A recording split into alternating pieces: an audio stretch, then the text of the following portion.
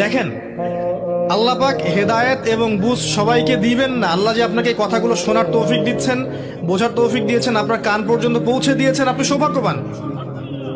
আল্লাহ পাক সবাইকে সুযোগ দিবেন না। 1999টা মানুষ জাহান্নামে যাবে, 1999টা মানুষ জাহান্নামে যাবে। এটা হাদিসে আসছে সহিহ বুখারীতে 4 বার। আর আল্লাহ পাক সূরা আরাফের 179 নম্বর আয়াতে ওটাও বলেছেন, ওয়ালাকাদ যারা'না লিজাহান্নামা কাসীরাম মিনাল জিন্নি ওয়াল ইনস।